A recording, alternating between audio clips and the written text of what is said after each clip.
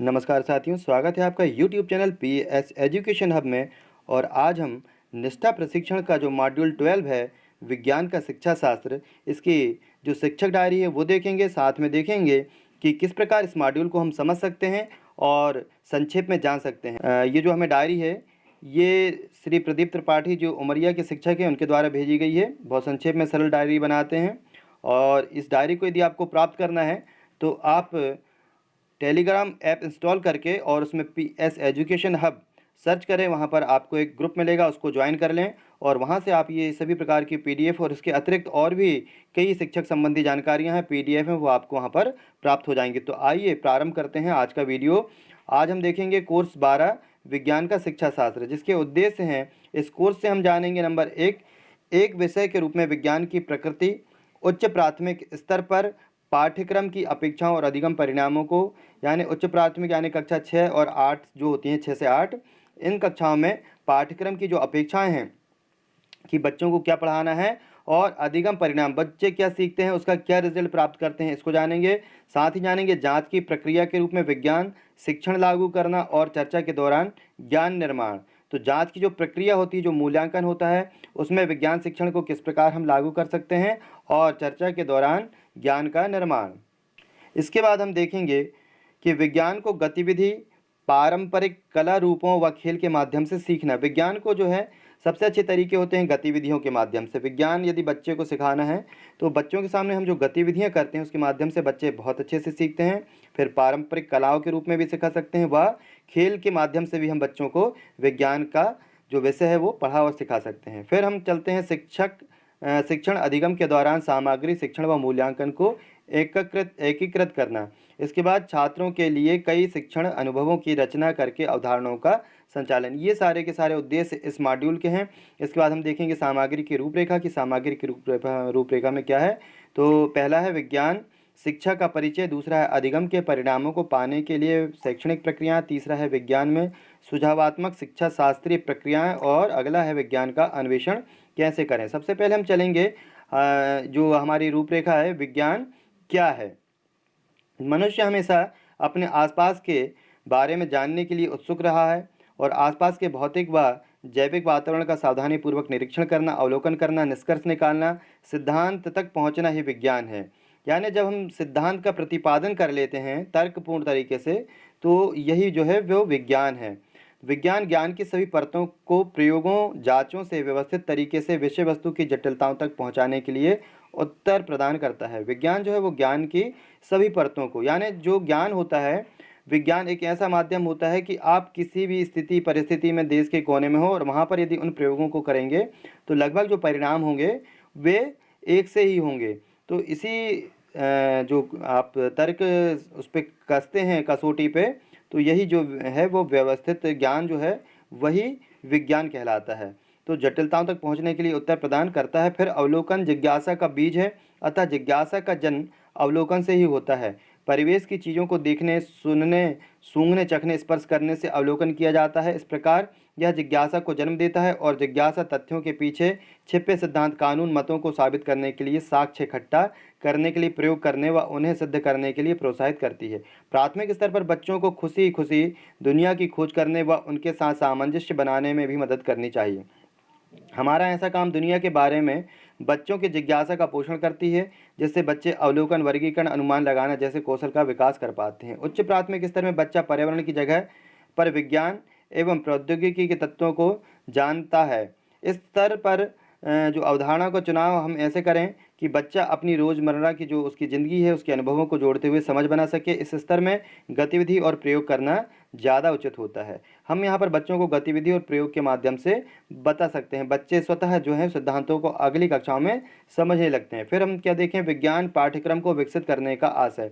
विज्ञान का जो सिलेबस है उसको हम कैसे डेवलप करें और उसका आशय क्या है। तो विज्ञान पाठ्यक्रम को विकसित करने का जो आशय है, पहला तो यह है कि वैज्ञानिक स्वभाव एवं सोच। बच्चे में जो है वैज्ञानिक स्वभाव और उसकी जो सोच है वो वैज्ञानिक हो, इस प्रकार हम उस पाठ्यक्रम को डेवलप करें। फिर विज्ञान प्रक्रिया के कौशल जैसे कि अवलोकन, प्रश्न करना, संसाधनों की खोज, जांच की योजना बनाना, परिकल्पना सूत्र बनाना, परीक्षण करना, आंकड़े जमा करना, विश्लेषण, व्याख्या करना, साक्ष्य जमा करना, आलोचनात्मक चिंतन करना, अपनी सोच को बढ़ाना, संवेदनशीलता, मानव गरिमा, अधिकारों के सम्मान, जेंडर की समानता, ईमानदारी, अखंडता, सहयोग एवं सार्वजनिक संपत्ति का महत्व समझना। तो ये जो है, यह हमारा आशय है कि हम विज्ञान का जो करिकुलम, जो सिलेबस है, करिकुलम है, उसको हम कैसे डेवलप करें कि बच्चों के अंदर इन चीज़ों की जो पूर्ति है, ज्ञान है, वो बच्चों के अंदर आ जाना चाहिए। ये सारी चीज़ें जो हैं यहाँ पर दी हैं। फिर गतिविधि एक दी है कि अवलोकन कौशल बच्चे के विज्ञान अधिगम में कैसे सहायक है। अपने विचार इस यूआरएल में टाइप करें और आप वहाँ पर जाके गतिविधि में भाग ले सकते हैं। फिर विज्ञान में शैक्षणिक प्रक्रियाएँ, तो विज्ञान में शैक्षणिक प्रक्रियाएँ जो है, उच्च प्राथमिक स्तर पर यह जरूरी है कि बच्चों के ज्ञान के विकास के लिए उनके आसपास के अनुभवों व वस्तुओं से शुरुआत की जाए। बच्चों को परिचित उदाहरणों से विज्ञान के सिद्धांतों को सिखाएं। इस प्रकार सीखने की प्रक्रिया में विज्ञान की अवधारणाओं को गतिविधियों, प्रयोगों, सर्वेक्षणों के द्वारा समझने का प्रयास किया जाना चाहिए। गतिविधि, प्रयोग, सर्वेक्षणों को शिक्षा शास्त्र में जोड़ते हुए कराना चाहिए। साथ ही सभी को प्रोत्साहित करना चाहिए कि वे समूहों में या व्यक्तिगत रूप से संवेदी अंगों की मदद से चारों ओर के परिवेश परिघटनाओं की खोजबीन करें। बच्चे प्रश्न उठाएं, उत्तर भी खोजें, मनन करें, परिचर्चा करें, गतिविधि व रोल प्ले भी करें, आईसीटी का उपयोग करें, वाद विवाद से प्राप्त अवलोकन, आंकड़े जमा करें, विश्लेषण करें, व्याख्या करें और उससे निष्कर्ष भी निकालें और उन निष्कर्षों को आपस में साझा भी करें। विज्ञान में बच्चे भिन्न भिन्न संसाधन जैसे कि विज्ञान किट है, आईसीटी है, कला है, शिक्षा है और शैक्षिक खेल का उपयोग करें और सीखें। आसपास के परिवेश जैसे नदी है, तालाब है, चिड़ियाघर है, बॉटनिकल गार्डन है, विज्ञान पार्क है, संग्रहालय है, नक्षत्र भवन की शैक्षणिक यात्रा भी, भ्रमण भी करना चाहिए। फिर अपनी समाज की परख करना है, सत्य असत्य चुनना है। या ये जो आपने पढ़ा है और उससे आपने क्या समझा है, इसमें सत्य असत्य चुने, तो यह छात्रों व शिक्षक के समय व प्रयास को नहीं बचाता। तो ये पूर्णतः जो है वो असत्य है।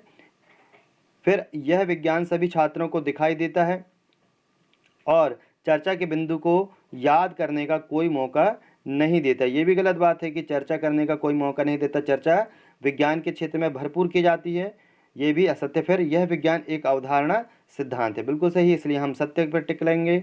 इसमें एक सक्रिय छात्र भागीदारी होता है, इसमें एक सक्रिय छात्र भागीदारी होता है, यह असत्य है। यह छात्र में विचारधारा का आरंभ करता है, ये बिल्कुल बात सत्य है, इसलिए हमने यहाँ पर सत्य पे टिक किया। फिर हम आगे चलते हैं। सीखने के परिणामों को पाने के लिए उद्दीपक शिक्षा शास्त्रीय प्रक्रियाएं। छात्रों को विद्यालय में एक समावेशी माहौल एकल व ग्रुपों में दिए जाते हैं तथा निम्न के लिए प्रोत्साहन भी किया जाता है। इंद्रियों का उपयोग करते हुए परिवेशों की घटनाओं का पता लगाना, जैसे देखना, छूना, चखना, सुनना। मेन चीज़ इंद्रियों का ही उपयोग करता है विज्ञान, जैसे किसी वस्तु को देखना है, छूना है, चखना है या उसको सूंघना है। विचार, चर्चा, रूपरेखा बनाने, गतिविधि, आईसीटी के प्रयोग से प्रश्न पूछना, उत्तर खोजना है। फिर गतिविधि, प्रयोग, सर्वेक्षण, क्षेत्र भ्रमण के दौरान प्राप्त अवलोकन का रिकॉर्ड रखना, आंकड़ों का विश्लेषण करना, परिणामों की व्याख्या करना, निष्कर्ष निकालना व साथियों से साझा करना है। सहयोग, ईमानदारी, संसाधनों का विवेकपूर्ण उपयोग करना। फिर ध्यान दिए जाने वाले जो बिंदु हैं वो हैं कि शिक्षक निम्न पर ध्यान केंद्रित करते हुए विज्ञान में कक्षा योजना तैयार कर सकते हैं। विद्यार्थी केंद्रित सीखने के परिणामों से शिक्षण को जोड़ना, अंतर्निहित आकलन, संवेदनशीलता को बढ़ाना, विज्ञान के मूल्यों व नैतिकता का अनुकरण करना। आदर्श कक्षा संचालन कैसे कर सकते हैं, तो सार्थक शिक्षण के लिए उपयुक्त वातावरण देना, शिक्षण विधि को प्रभावशाली कार्यप्रणाली से संचालित करना, प्रत्येक छात्र को आगे बढ़ने का अवसर प्रदान करते हुए उनके विविध बुद्धिमत्ता को पहचानना व महत्व देना, बच्चों में जिज्ञासा व रुचि को बनाए रखने के लिए शिक्षण अधिगम के दौरान विभिन्न तरीकों का उपयोग करना, शिक्षक अपने अवधारणाओं के लिए बेहतर शिक्षण शास्त्र लेकर के प्रस्तुत होना चाहिए। फिर हम देखेंगे बच्चों के लिए सीखने के अनुभवों का सृजन करना। बच्चों के लिए सीखने के अनुभवों का सृजन कैसे करेंगे, तो शिक्षक जो है प्रशिक्षण कार्यक्रम के दौरान दिए गए किसी कार्य की योजना भी बना सकते हैं। प्रदर्शन गतिविधियां, निरूपण गतिविधियों छात्रों के अवलोकन और प्रायोगिक कौशल को प्रेरित व पोषित करती हैं। छात्रों को उनके द्वारा निकाले गए निष्कर्ष को वक्तव्य करने की अनुमति देकर उनके संचार कौशल को विकसित किया जाता है। यानी बच्चे जो हैं उन्होंने जो कुछ भी कार्य किए हैं, जो कुछ भी प्रयोग किए हैं, जो कुछ भी निष्कर्ष निकाले हैं, तो उनको व्यक्त करना चाहिए, उनको व्यक्त करने की अनुमति दें। बच्चों ने क्या देखा, क्या सीखा, क्या जाना, तो वो उसको बात को व्यक्त करें और एक दूसरे से साझा भी करें। इस प्रकार जो है वो एक अच्छी योजना बना सकते हैं। साथ में इससे बच्चों के अंदर सृजन जो होता है, क्रिएटिविटी का निर्माण होता है। फिर उसमें दूसरा एक काम होता है परियोजना का कार्य। तो ये परियोजना का कार्य क्या है कि परियोजना का कार्य एक संगठित खोज, निर्माण या एक ऐसा कार्य है जो किसी उद्देश्य के लिए निर्देशित होता है। यह समस्या पहचानना, हल निकालना, संसाधनों की खोज करना, योजना बनाना, आंकड़ों को जमा करना, निष्कर्ष निकालने में सहायक होता है। यानी परियोजना एक बहुत ही बृहद कार्य होता है जिसके अंदर कई चीज़ें समाहित होती हैं। फिर एक होता है शब्द पहेली, जिसे इंग्लिश में हम क्रॉस वर्ड पजल्स भी कहते हैं। तो छात्रों को यह कार्य काफ़ी पसंद होता है। इससे भी बच्चों में ज्ञान का सृजन होता है। छोटे छोटे बच्चों को हम कुछ ऐसी चीज़ें दे देते हैं जिसको वो जमाते रहते हैं, और वर्ग पहेली टाइप की कुछ ऐसे भी हम साइंस में जो होता है हर सब्जेक्ट में वर्ग पहेली आप बना सकते हो। क्रॉस वर्ड पजल्स होता है छोटे KG 1 KG 2 के बच्चों के लिए भी, कुछ ऐसे खिलौने वाले पजल्स होते हैं। तो ये बहुत अच्छे होते हैं बच्चों के सृजनात्मक शक्ति को मजबूत करने के लिए। फिर क्विज होते हैं कुछ। यह एक मनोरंजक खेल है जिसमें छात्रों की मानसिक क्षमता, ध्यान का परीक्षण इत्यादि किया जाता है। विज्ञान प्रदर्शनी भी बहुत अच्छी है कि प्रदर्शनी यदि हम लगाते हैं तो बच्चे जो हैं वो इधर उधर जा कर के जब प्रदर्शनियों को देखते हैं तो बहुत अच्छा नॉलेज उनके अंदर सृजित होता है। प्रदर्शनी छात्रों द्वारा पूरे वर्ष में किए गए कार्यों के प्रदर्शन के लिए मंच प्रदान करती है तथा पालकों को उनके बच्चों की प्रगति को भी जानने में मदद करती है। फिर क्षेत्र भ्रमण से भी बच्चों को जो है बाहरी अनुभव मिलता है जो कि कक्षा में नहीं दिया जा सकता।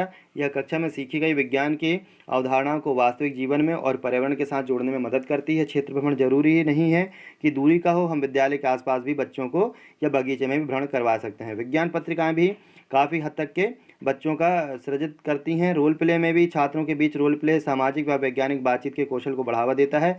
यह छात्रों में आत्मविश्वास एवं संचार कौशल का निर्माण करता है।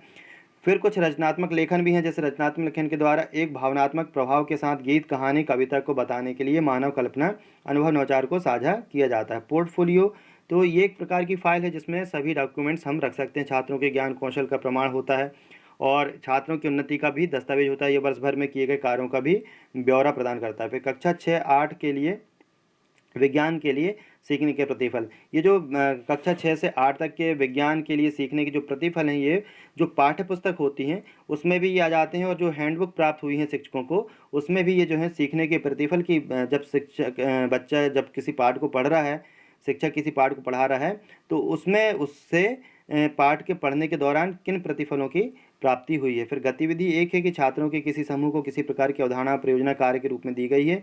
इस URL में जाकर के आप अपने विचार उसमें लिख सकते हैं। फिर ये अपनी समझ जो है, अपनी समझ कैसे परखेंगे, आघात वर्धनीय वस्तुएं क्या होती हैं और आघात वर्धनीय क्या होती हैं। तो तांबे का तार, लोहे की चाबी, एल्यूमिनियम का टुकड़ा, जिन वस्तुओं के ऊपर यदि अपन आघात करते हैं और उसमें आवाज़ आती है तो वे वस्तुएं जो होती हैं धातुएं होती हैं। और दूसरी क्या होती हैं कि जो आघातवर्धनी नहीं होती हैं, जैसे कि बोतल है, किताब है, कागज़ का टुकड़ा है, कपड़े का टुकड़ा है। तो जो वस्तुएं आघात वर्धनीय नहीं हैं और बिखर जाएं, टूट जाएं, तो ये वस्तुएं आघात वर्धनीय वस्तुएं नहीं होती हैं। फिर हम आगे देखेंगे पदार्थों की विद्युत चालकता। तो जो जितनी भी धातुएं होती हैं उनमें सब में विद्युत की चालकता होती है। केवल एक ग्रेफाइट अकेला एक ऐसा अधातु है जो विद्युत का चालक होता है। फिर इसके बाद हम यहाँ पर ये लिखा है, मगर ध्यान देने वाली बात यह है कि पेंसिल की लेड जो कि ग्रेफाइट है और वह ऊष्मा की चालक है, मगर यह अधातु है। ऊष्मा की चालक तो नहीं, लेकिन इसमें करंट जरूर पास हो जाता है। और इससे कभी भी बच्चे जो हैं बच्चों को कभी भी पेंसिल जो है वो बिजली के सॉकेट में उसको ना करें, क्योंकि पेंसिल से भी करंट लग सकता है। इस बात का ध्यान रखना चाहिए। फिर CWSN बच्चों को सर्किट को छूने को दिया जाए तथा एम्ब्रोस डायग्राम दिया जाए, जैसे छू करके वे सर्किट कैसा है इसकी कल्पना कर सकते हैं। क्रियाकलाप के बाद बच्चों से चर्चा होनी चाहिए कि आपने प्रयोग से क्या सीखा, कौन सा सुचालक है और कौन कुचालक है, ध्वनि कैसे उत्पन्न होती है। तो बच्चों में समझ विकसित कराने के लिए एक ध्वनि कैसे उत्पन्न होती है, इसके लिए भी हम बच्चों को ग्रुप में बांटें।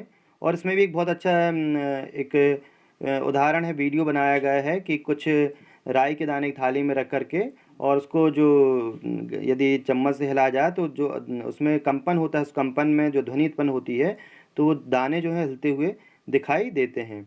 और इसी प्रकार हम कुछ और भी उदाहरण दे करके बच्चों को बता सकते हैं कि कौन सी चीज़ में किस प्रकार की ध्वनि जो है वो उत्पन्न हो रही है, जैसे कि डस्टर से मेज पर चोट करना या बांसुरी बजाना। तो ये सारे के सारे जो हैं ध्वनि और कंपन दोनों एक दूसरे के पूरक होते हैं। फिर उसके बाद एक एक्टिविटी देखने के बाद हम अगले पॉइंट पे चलते हैं। घर पर विज्ञान सीखें। ऐसी स्थिति में जहाँ बच्चे स्कूल आने में असमर्थ हैं मगर वे घर पर रह कर के विज्ञान से जुड़ी गतिविधियाँ करके विज्ञान सीख सकते हैं। और जैसे घर के सामानों में ध्वनि उत्पन्न करना और ना होने का प्रयोग करके ऐसी स्थिति और भी गतिविधियों को छात्रों को दे सकते हैं ताकि वे स्वयं करके इसके बारे में पता लगाएं। पौधों की प्रवृत्तियों के अन्वेषण हेतु भ्रमण। जैसे कि हम सब जानते हैं कि हमारे आसपास पाए जाने वाले पौधे और वृक्ष आपस में उनकी ऊंचाई है, मोटाई है, आकार, लंबाई, रंग है, समान नहीं है, यानी कि इनमें विभिन्न प्रकार की विविधता पाई जाती है। कुछ में समानताएं हैं, कुछ में असमानताएं। इसके लिए भी एक बहुत अच्छा वीडियो मॉड्यूल में है जिसमें कि एक जो प्रोफेसर हैं वो विभिन्न वृक्षों के पास जाके, पौधों के पास जा कर के उनकी मोटाई, ऊंचाई, लंबाई नापती हैं और एक तालिका बनाती हैं। इस प्रकार के कुछ गतिविधि हम बच्चों के द्वारा करवा सकते हैं। फिर पोर्टफोलियो, किसी भी कक्षा की विज्ञान की पुस्तक में किसी पाठ का चयन करते हुए गतिविधि निर्मित करें। पाठ का चयन, फिर सीखने का संसाधन, लिंग, कला, समावेशन और सीखने के प्रतिफल, सीखने के उद्देश्य, गतिविधि। इस प्रकार ये जो मॉड्यूल हमारा पूर्ण होता है। और एक पोर्टफोलियो में जो गतिविधि है उसको अगले वीडियो में बनाने की कोशिश करूँगा। अभी तक आपने चैनल को सब्सक्राइब नहीं किया है तो चैनल को सब्सक्राइब करें, वीडियो को लाइक शेयर ज़रूर करें। और पोर्टफोलियो की जो गतिविधि किस प्रकार बनाई जाती है अगले वीडियो ज़रूर आपको इस विषय पर बना मिलेगा। वीडियो पसंद आया तो लाइक शेयर करें। धन्यवाद।